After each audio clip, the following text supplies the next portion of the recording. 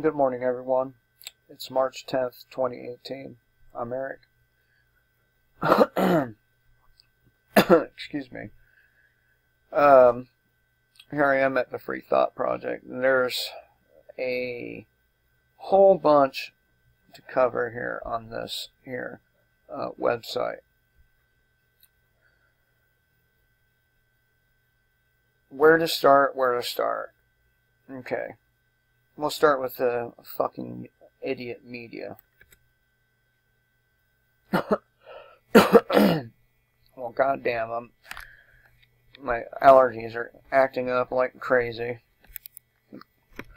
Okay, so after FBI let Florida shooting happen, media now praising them for arming mentally ill man in fake attack. And this is why you cannot trust any of these shootings, among other reasons.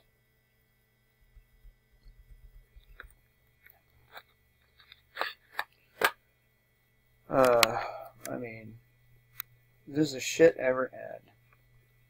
And the answer, of course, is no, it doesn't.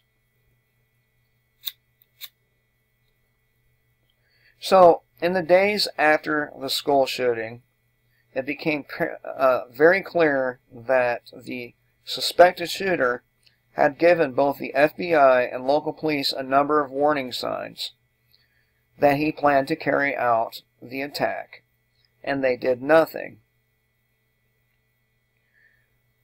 Now, mainstream media is responding by celebrating a fake terrorist attack that was initiated and then foiled by the FBI. Can you say entrapment?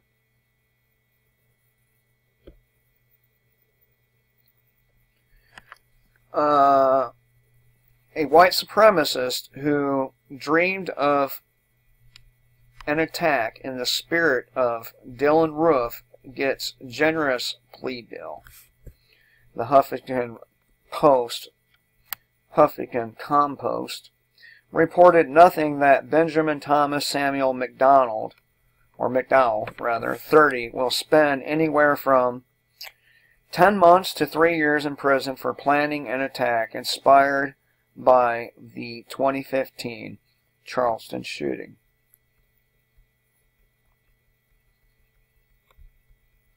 McDowell apparently attracted the attention of an undercover FBI agent when he made a series of posts in a white supremacist group online. The informant claimed that he fostered a connection with McDowell, who said he wanted to do something on a fucking big scale.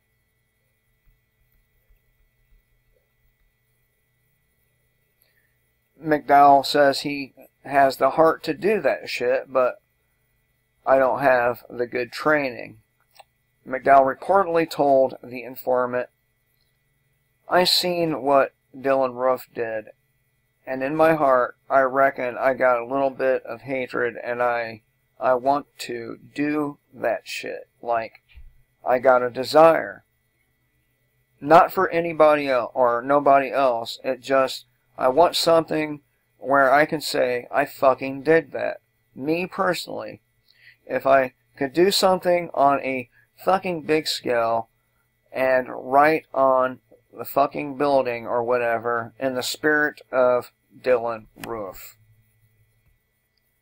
When the informant offered to sell McDowell a firearm for a future attack and McDowell agreed, the FBI interfered and arrested him. The Post also noted that McDowell is mentally disabled and he has been diagnosed with schizoaffective disorder, a bipolar disorder. A previous mental health evaluation determined that McDowell's cognitive functioning is very low and his intellectual ability significantly below average.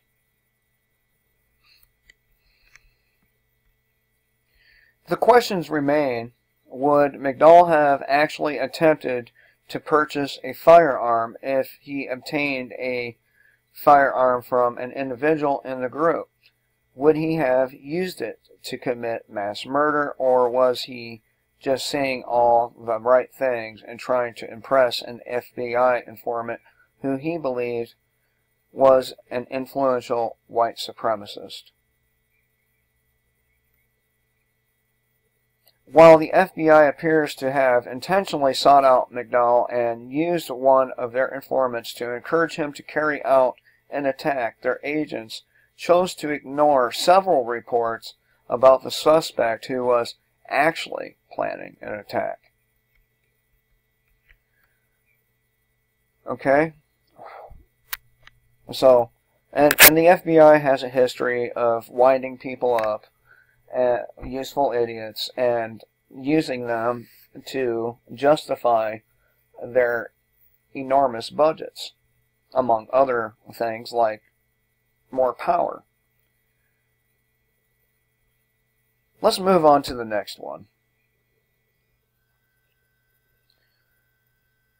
Then we have public servants, and by the way, they have no legal obligation to protect you.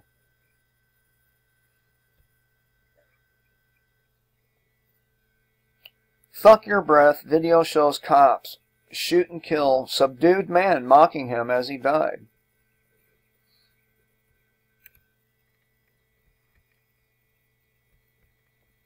Let's see if the video's here. So instead of reading, we can just talk about it. And of course, wonder why lately these videos have not been popping up. We'll just go over the basics here. This happened in Tulsa, Oklahoma. The final tragic moments of Eric Harris's life were caught on video, as well as the sociopathic nature of law enforcement. On April 2nd, 2015, Harris was shot by a reserve deputy, apparently meaning to taser him while on the ground being subdued by other officers. On Friday, the taxpayers were told they will have to pay $6 million to the estate of Harris. The civil rights suit alleged that ex-Tulsa County Reserve Deputy Robert Bates was neither properly trained nor supervised, and accused former Sheriff Stanley Gans, or is it Glanz? It's Glanz, of turning a blind eye to these dangers to allow his friend and financial beneficiary or benefactor to play cop in the streets of Tulsa County. The settlement dismissed each defendant, including Glantz and Bates, and prevents the claims from ever being refiled against them, according to federal court documents. Bates' attorney earlier this week filed a state-level petition hoping to revive his failed appeal to overturn his second-degree manslaughter conviction for Harris's death.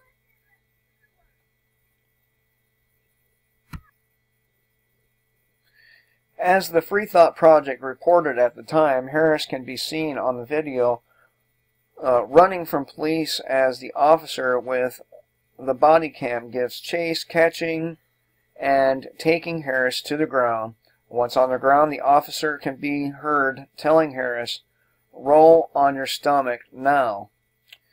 Reserve Officer Robert Bates, now 76, can then be heard yelling, "Taser, taser," as if to inform the other officers that he was about to use his stun gun on Harris, when suddenly a gunshot rung out.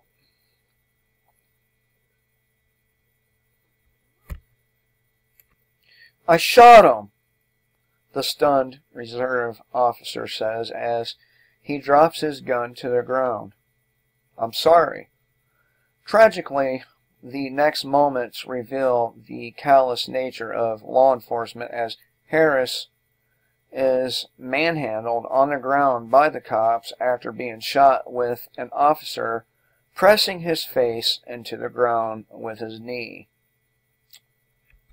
An irate officer can then be seen screaming in the face of the bleeding gunshot victim, yelling, "You ran! You fucking ran! Shut the fuck up!" As if running was some type of rational explanation for shooting him. Subsequently, Harris can be heard screaming, "He shot me! He shot me, man! Oh my God, I'm losing my breath," to which an officer gives a response that can only be described as sociopathic, telling the dying Harris, "Fuck your breath, shut the fuck up." Harris had been attempting to evade officers that were attempting to arrest him for allegedly selling a 9mm and ammunition to undercover cops.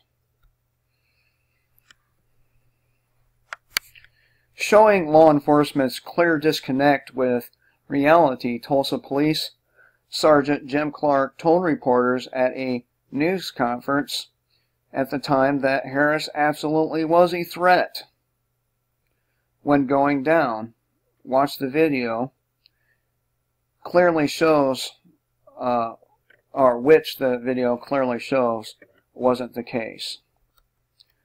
So our law enforcement community is in the business of murdering people while they're subdued. There is video after video after video showing the brutality that they dish out on people on a daily basis. One of which was a woman slammed headfirst into a concrete floor, and it can go on and on and on. Let's move on to the next one.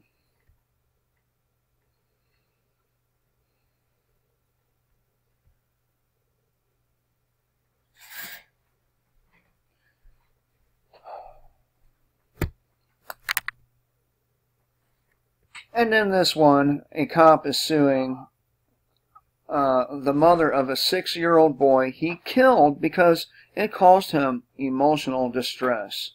So this cop kills a 6-year-old boy and then sues the mother for his emotional distress. That motherfucker should be hung.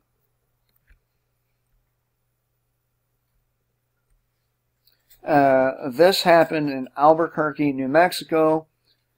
It was an Albuquerque police officer, Jonathan McDonald's first accident. It wasn't even his second or third. It was his fifth. But when his police cruiser struck the car in which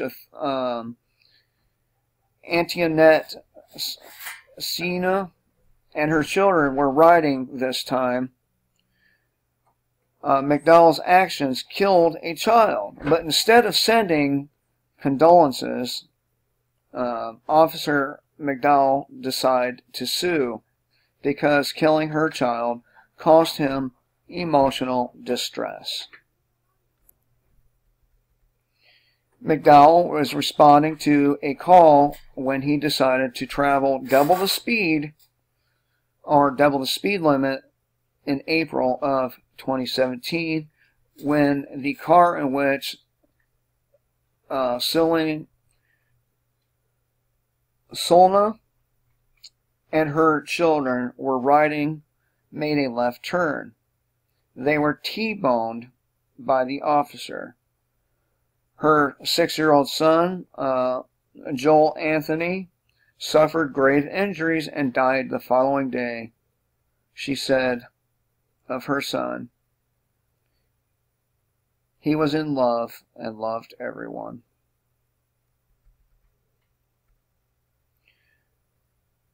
The county sheriff's office investigated the crash and determined he was going more than 80 miles per hour before slamming on brakes and slamming into her car at 67 miles per hour. The officer broke a leg in the accident and said in a lawsuit that the accident caused him emotional distress and strained his marriage and relationship with his kids. The suit is believed to be a response to her own lawsuit against the police department and the city of Albuquerque. Move on to the next one. I'm going to do this one last.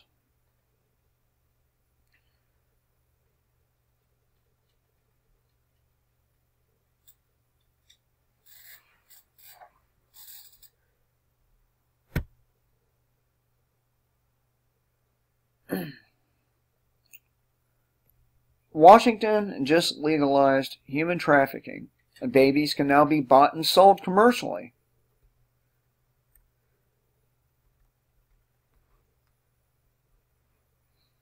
House Democrats voted to legalize the purchase and sale of human babies. 42nd District Representative Luann Van Werven.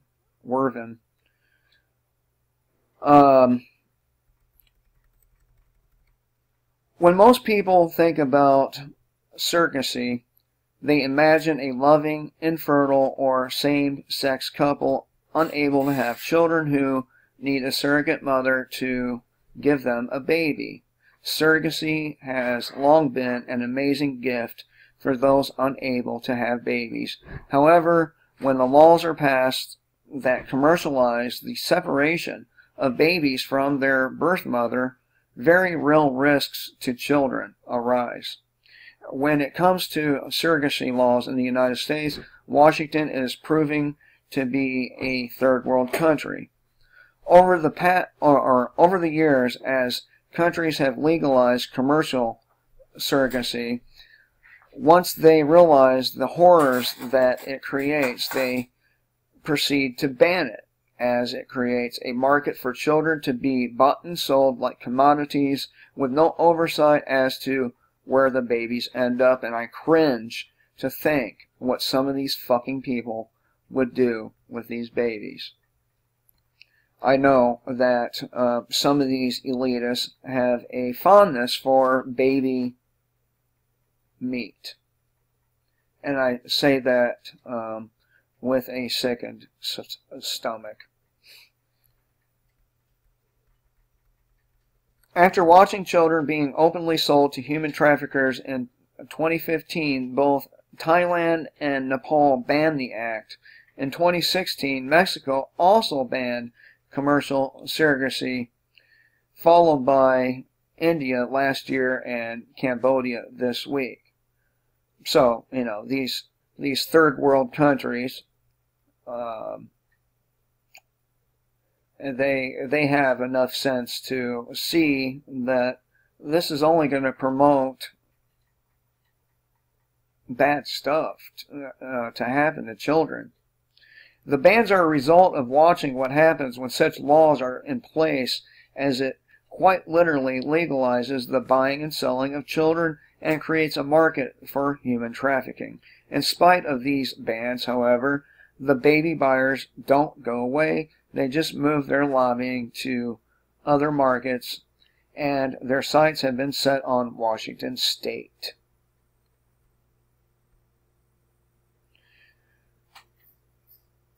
As the Linden Tribune reports, last week, the Washington State House of Representatives approved legislation modifying the procedures for determining certain aspects of the legal parent-child relationship known as the Washington Uniform Parentage Act.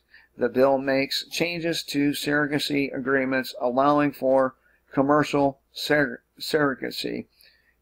Say 10 House Republican women, including 42nd District Republican or Representative Luann Van Werven, and she's a Republican. Many legislators called the bill the most disturbing policy they have ever considered in their careers.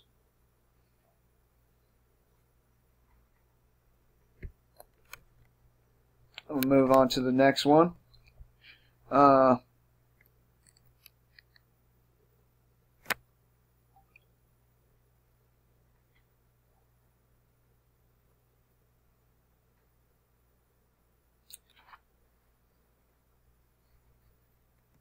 Which one am I going to do here?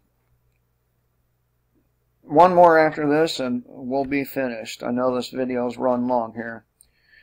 Mayor calls for immediate legalization of all drugs, including heroin, to fight overdose epidemic. And of course, all of these drugs were once legal, and we did not have near the overdose rate that we do now. I'm not going to call it epidemic because, well, people make their choices, right? It's not up to society to save people who are injecting things into their veins that they know can and ultimately will end up killing them. But he's right. If we remove the war on drugs, the overdose rate, the crime rate, all of it would plummet. Unfortunately, this is not happening in the United States, but rather Canada. Thought I would share this with you. I'm gonna go ahead and read the quote from the mayor of Vancouver. Quote, "We are witnessing a horrific and preventable loss of life as a poison drug supply continues to kill our neighbors, friends, and family. Volunteers and first responders are working around the clock to keep people alive, but lives are on the line and more action is urgently needed. We will keep pushing for bold solutions, and that includes breaking down the stigma that leads people to use drugs alone at home, addressing access to clean supplies through drug testing equipment, and dramatically improving a range of treatment options like opiate substitution therapy." End quote. The war on drugs has not worked. It never will work, and things will only continue to deteriorate as far as people overdosing and going to prison as time goes by, and the last 30 years proves that. Now, the last one.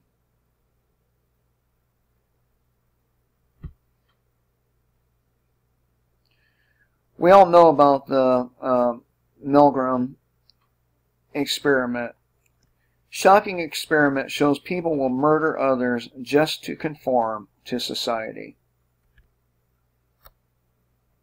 This is coming from Dylan Charles.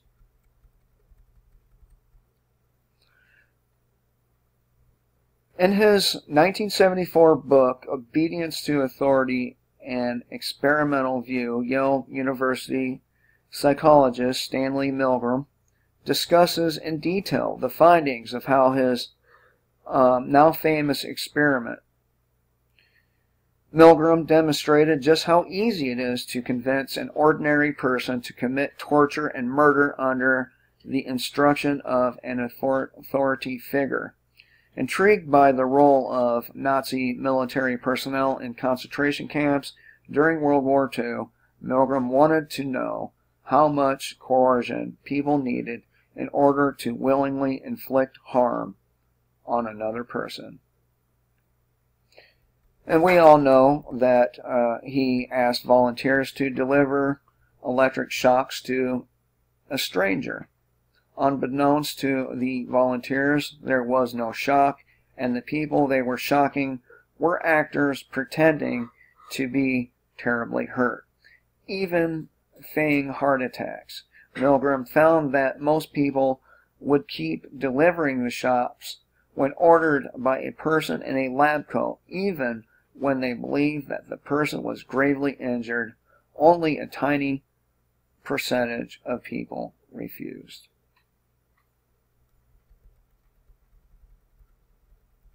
The suggested conclusion is that people are inherently unable to think for themselves when given a subordinate role in some authoritarian hierarchy, such as the role of the ordinary citizen in a state-controlled world. A documentary on this experiment can be seen here. And of course, they're talking about the prison experiment. The Milgram study was controversial in that some felt the results were skewed in favor of a predetermined bias. In the 50-plus years since the experiment, there have been no other major research studies to confirm Milgram's findings. Nevertheless, the presumption that normal people will go as far as to commit murder if they are relieved of responsibility by an authority figure feels inherently truthful in a world of so many organized atrocities. The question is, can we be manipulated through social pressure to commit murder? It's an important question at the time when converging technologies of AI and social media are affecting individual and group psychology is not yet understood. Ways that really didn't make sense how they wrote that. British illusionist Darren Brown recently conducted a similar experiment, this time in a feature documentary for Netflix entitled The Push. This show is about how readily we hand over authorship of our lives every day and the dangers of losing that control. Says Brown, who organized the reality TV-like experiment in which ordinary people were duped into doing things most of us would never even consider.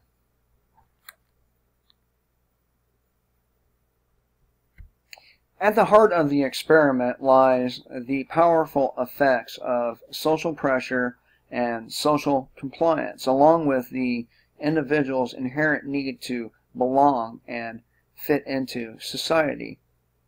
It also questions the nature of individuality, while demonstrating that many of us simply don't have the courage to assert our own moral courage when faced with even a slight amount of authoritarian pressure. The push begins with a phony police officer calling a cafe worker on the phone and, in a quick minute, without even a face-to-face interaction, convinces this person to steal a woman's baby. Interestingly, the worker carries out the abduction even while expressing significant hesitance. The main experiment picks up from there, involving unwitting subjects who are gradually convinced of the need to push another person off of a high-rise building. It's an elaborate setup which builds upon one small act of compliance after another until the subject is put into a situation where they are encouraged to kill a man they just met. It's a rather theatrical and unscientific presentation, but the results are noteworthy, as 3 out of 4 participants actually shove an actor off a building, believing they are committing murder after being pressured into it by a small group of others. It's a shocking act of compliance and subservience to the pressures of a peer group and a present authority figure. What we don't know about society today, though, is just how many people are this extremely socially compliant, capable of doing anything to appease the directives of others. As Brown notes, the more socially compliant person is, the more likely they are to look to others for signs on how to behave. And the more people, the greater the pressure to join in. This says a great deal about humans. Are we somehow wired to abandon our own morals and sense of self-integrity for the false belief that fitting into a group is necessary for survival? A trailer for this show can be seen below. I will leave the links in the description box. I hope everyone has a great day, and remember, kill the state and live.